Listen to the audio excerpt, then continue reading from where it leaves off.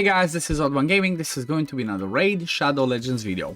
In today's video, we're going to talk about something that I don't usually cover on my channel, but from what I had a look at least, initial look, this is something that I think is worth talking about, and that is champion rebalancing, okay? We do have two legendaries that will be rebalanced again in the upcoming patch, which might be this Thursday or next Thursday. Usually they do the patch every time, like same day as the fusion or the day before or after the fusion. So this time around, the two champions that we have being rebalanced are going to be Claidna and Hakkorhn Smashlord. So let's go through those ones and let's see what they do. I guess let's start with Claidna. If I'm not mistaken, she's over here, right? She's a void, or is it, am I gonna miss it?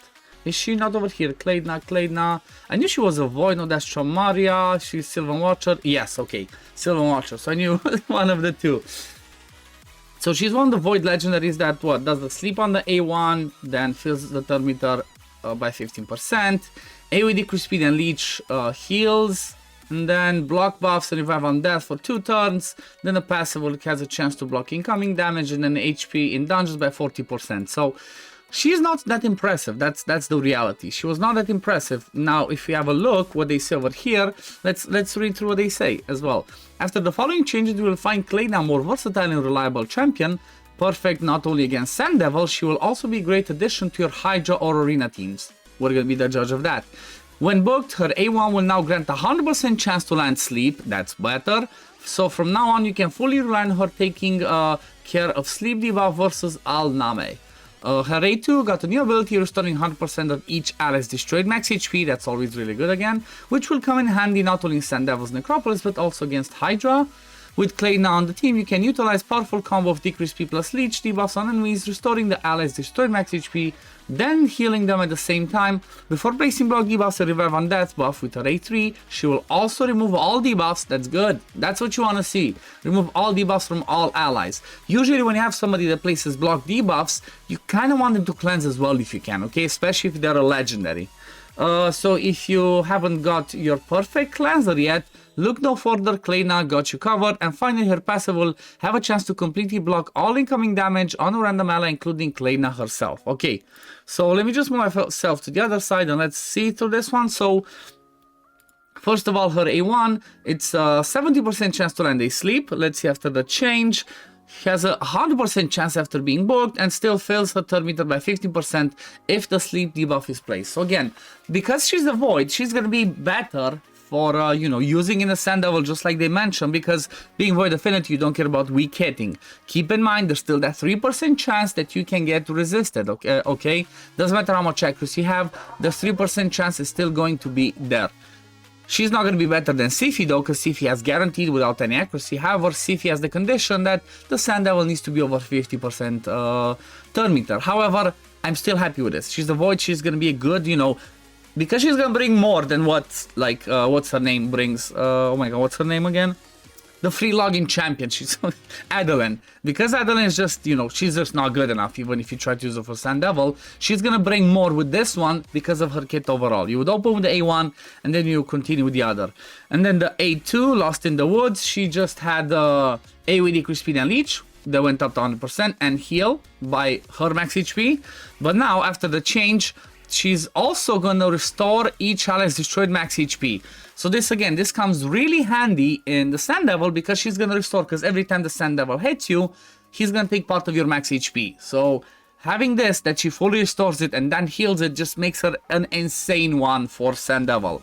Like 100% Claidna is gonna shine in Sand Devil teams from now on, especially for people that don't have Siphi and have her. They could definitely use her, because at the same time, like I said, she does the sleep. Then this is the beautiful thing, is like, okay, attacks all enemies, does not attack, right? If I'm seeing this, so just places decrease speed, places leech without attacking. So she can also be the debuffer in there, which is going to be healthy, helpful, and then heal. And the same way they mentioned, it's going to be amazing for Hydra as well, because decrease speed and leech are one of the two best debuffs you can have for the Sand Devil. Also for the Hydra, also restoring the max HP, which again is a problem in Hydra with the Head of Decay, plus the healing. She's awesome. She's going to be awesome. That's, again, this is why I want to make a video on this, because this is a really good change. And then the last one, the Otherworld Infusion, she just plays block debuffs and revive on death for 3 turns. Well, this is going to be amazing for Sandoval as well, because guess what? When the Sandoval does that hit, he's going to kill you instantly. Like, most of the people will die. But because she brings you that revive on death, that makes her even better for the Sandoval. Because first turn she sleeps, then use some debuffs, and then before the Sandoval gets a turn, you put the revive on death, everybody gets killed, you get back up, and you continue with your fight. Or there could even be a tactic where you don't care about ending the sleep, you just go on with a revive on that, let yourself get killed, get revived, start putting debuffs, start hitting the boss, and you know, it's gonna be awesome for Sandoval. But the beauty about it, like I said, is that it also removes all debuffs from all allies and then places the block debuff. So she can be a cleanser as well. This one can actually be helpful in arena as well. Like you can, if you need a cleanser in arena, if you need in dungeons, or even, you know what? Let me see. Even in clan boss, like looking at this right now, because this one doesn't boost her turn meter in clan boss, she can be amazing for Demon Lord clan boss right now. If you're somebody that struggles, and she's the only one that you have, it's block debuffs on a 3-turn cooldown with a cleanse. So she's definitely going to be better. With also adding the leech, she could be interesting, okay?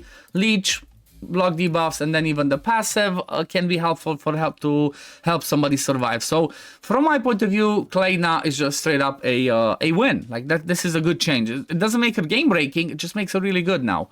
It also says here has a 30% chance of completely blocking incoming damage for the first hit of an attack on a random ally. Let me see what was the difference.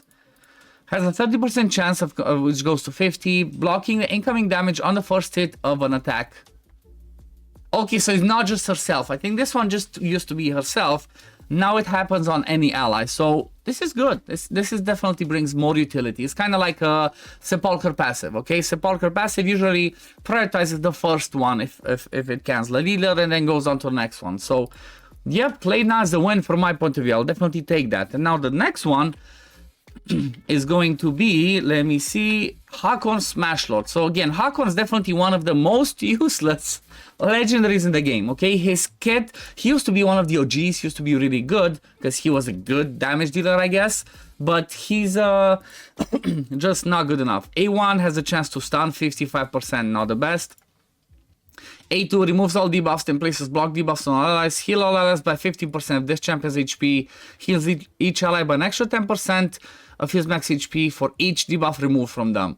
It's a good block debuffs and cleanse with heal, but it's on a 4-turn cooldown. Like, he's a legendary, like, come on, you know, he can do better than that. Then the A3 sacrifices HP equal to 25% of his max HP, then attacks all enemies, damage inflicted is equal to 50% of this champion's max HP. So, you know, if you build him with a ton of HP, he has a decent base stat, he could have done a good amount of damage, but this is the problem. This attack is always a normal hit. You cannot crit, so it's kind of, it defeats the purpose.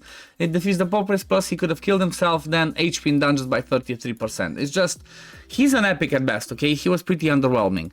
Now with the changes, let's see what they say. I'm sure all of you remember Hakkorhn Smashlord, once popular and beloved OG champion, in desperate need of a few tweaks in his kit. That's 100% true. The following changes should make him more relevant and competitive in the current state of the game. We have reduced his A2 cooldown from 4 to 3 turns. That's perfect, that's what he needed, on both basic and ascended version of the skill.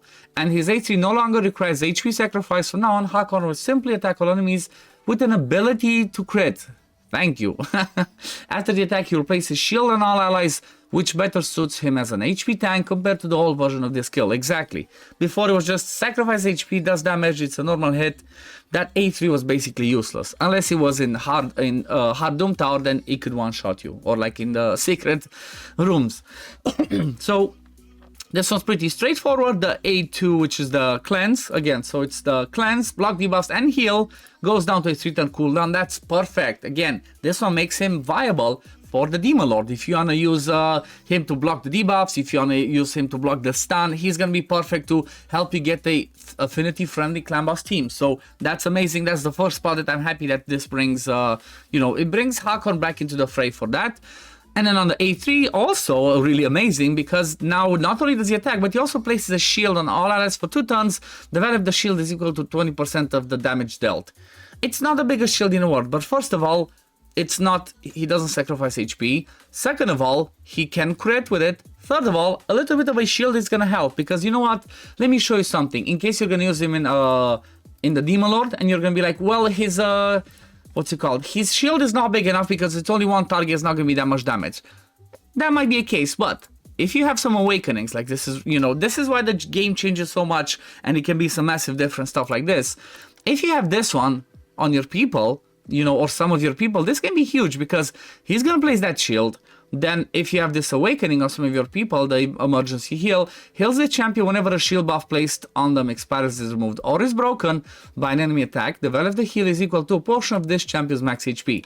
So if you have like even a 1-star, that's 3% max HP heal. So if you don't have a if you have a killable comp and not an unkillable comp, this is an extra 3% heal that's gonna happen after the shield gets broken to that person, alongside the heal that he actually brings. I feel like he's gonna be, you know, not the best, like he's not gonna be better than a Brogdie, but he's gonna be really, really good for Demon Lord Clan Boss now. And you know what, he might even have utility for some Hydra stuff, I guess, because again, if you have a look at his A3, let me see the cooldown. I have not seen. Okay, it's a 4-turn cooldown, so maybe not the best, but still, cleanse, block buffs, and heal. He's gonna have a space in the game, okay? Right now, pretty much useless from my point of view. Having this on a 4-turn cooldown, not good enough. But being on a 3-turn cooldown, he's gonna be good for Demon Lord. So if anybody has him and was looking for that champion to get their teams to be affinity friendly, Hakkorhn might be your guy. But yeah, I'm pretty happy with these ones. Like, I'm not sure, what do you guys think? Leave it in the comments below. Are you happy with the changes that they're bringing to Claidna and Hakkorhn or not? I'm pretty happy. Like, obviously Hakkorhn's one could have been a better one. Like, Claidna's definitely the best one, but still, it's better than they used to be. They used to be like really, really bad in my opinion. But anyway, this is gonna be it for today, guys. Thank you all for watching. As always, if you did enjoy my content, don't forget to like this video, subscribe to the channel to see when I upload next, and I'm gonna see you on the next one. Peace, love, take care, everyone. Bye, guys.